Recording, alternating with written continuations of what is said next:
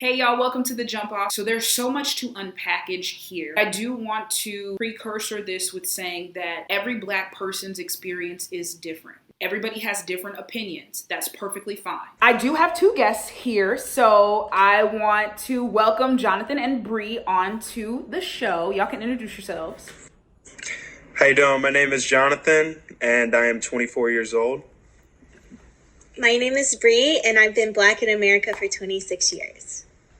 We're all qualified for this discussion. Where did y'all grow up at? I grew up in Oxnard, California, so a little north of LA, half my life. And then the really formative years, I was in Atlanta from like middle school into college. Okay, Jonathan. Gotcha. And I grew up in Columbia, Maryland. So East Coast. I went to college at Coppin State, and then I transferred to Chapman, which is in Orange County. And Coppin State was in Baltimore. So first, I want to define what racism is, so we're all starting on the same page. So the Merriam-Webster's dictionary says a belief that race is the primary determinant of human traits and capacities, and that racial differences produce an inherent superiority of a particular race. Also, racial prejudice or discrimination. Do y'all think Black people can be racist?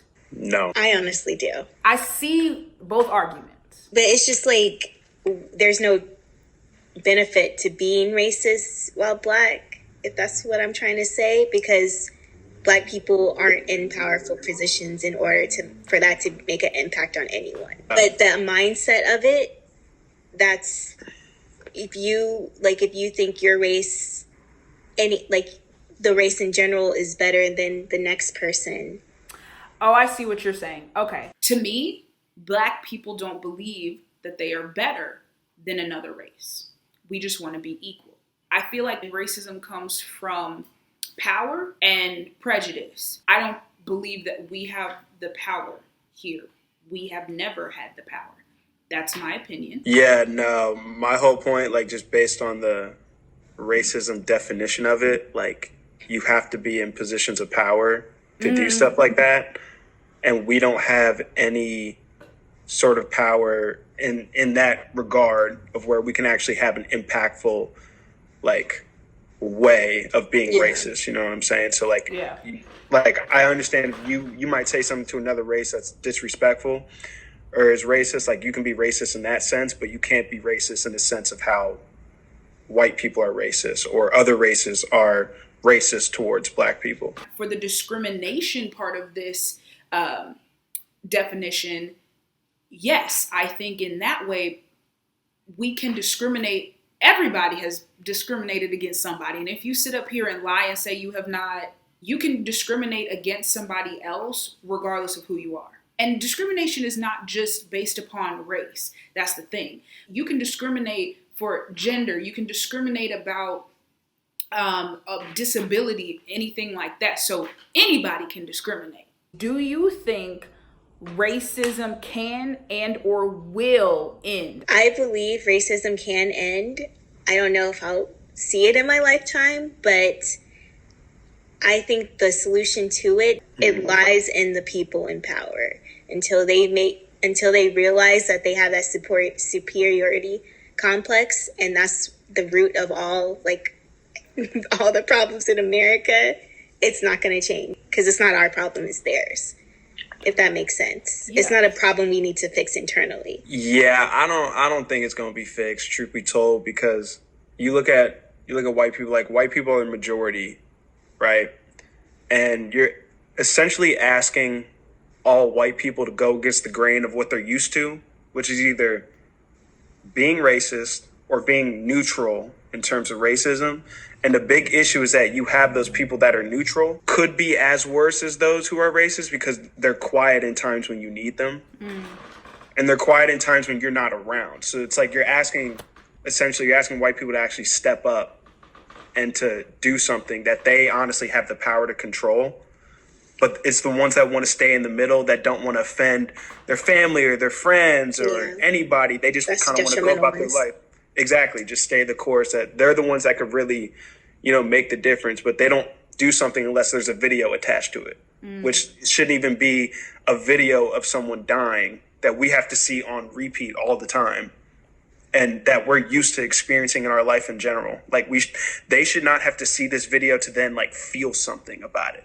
Like they should be able to hear us and then say like, hey, we're dealing with this, and to be able to actually close their mouth and listen to us. I think it can be fixed, but only if you wipe out everybody on the planet, because we already have everybody that is on this earth already has some type of thought connected to racism and how they perceive everything.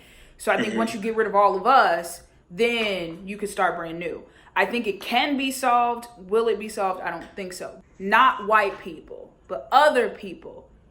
Can they be racist towards Black people? I think colorism and how that's so deep ingrained, especially like not even in America, like all across the world. Like in India, the caste system, that's still like a huge thing. Like they look down on like darker skinned people. I think there's no doubt in my mind that other races can be racist to Black people. I agree. Yeah. And we're all dark. I mean, no, I wouldn't. But you can identify, like you can readily identify a Black person. Not readily, like you know a Black person. Yeah. Yeah, I think a lot of time other races almost like jump at the opportunity to like join in and be racist to like Black people. I know that amongst my friends, there's a lot of like I have friends in different races, and there's a lot of unity there. But that's how we bond, is actual unity and pushing for, like social justice and everything like that. But as a whole, I don't think it's all the way there. We often will look at other races too to help save us in a way, or be like, oh, see, you're experiencing it too, so see, we're closer together. And it's like, nah, like they're not really helping us out, to the best of their abilities. They're staying just as quiet, but then we'll look to us to like save them when they need help about something. And you know what I'm saying? Like I don't think it's equal, that's why now especially they're having more conversations about like not only just white people, but non-Black people as well. Like no matter what race, like has to be in the fight for fighting oppression and white supremacy and stuff like that. Because again, we're not going to get anywhere if not everybody's on board, So the whole people of color, person of color thing, people are always like Black and brown. Why? There's a whole lot of people lumped in that brown, but then you got Black. So when it comes to lighter hearted things, when you call somebody Black that might be African or Dominican or something like that, they don't want to be Black. But then when it comes to something like what's happening in the world now they on the Black side. Like now they consider themselves Black, and I'm not trying to take away from anybody's experience. I feel bad that I'm saying this, because to the white man, they Black. Like regardless, we all Black. But then it's like, y'all don't want to be Black when it comes to anything else. Y'all don't want to be associated with us. So do y'all have any thoughts on that? Yeah, Bree can go first.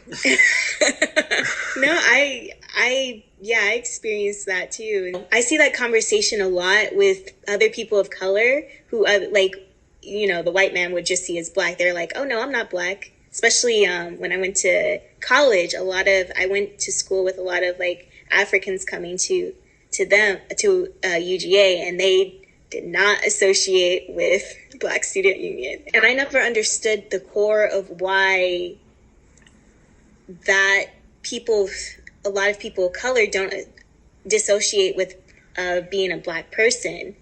And I just see it as a negative. I don't know why, but I just negatively see that as that, because I'm like, is there a reason why? But I mean, I'm not African, I'm not Dominican, I'm not Puerto Rican, so I can't say what they're thinking in their mind. But when they come back around the back door and be like, oh yeah, I'm Black Lives Matter, I'm like,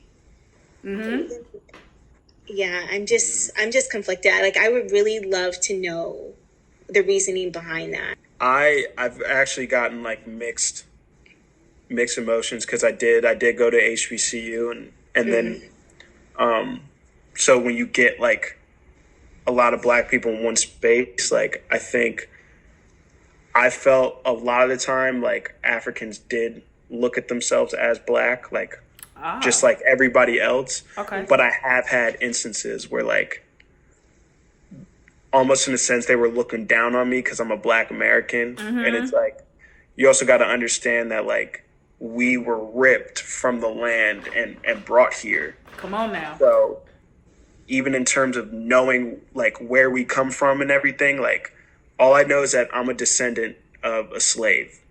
Like at some point down the line, I'm a descendant of a slave. So like I don't know where my history even lies like in Africa, you know what I'm saying? And it's almost that like in a sense of like, oh, you're a black American, you don't, you know what I'm saying? Like we're better than you in a sense. Like I've had that. I've had that on a few occasions. I don't really know why, but I do have like I have been around Africans who do recognize themselves as like in the same fight as us, but Okay. there are a good amount that I've talked to that literally will look down on me for being a black American. Right.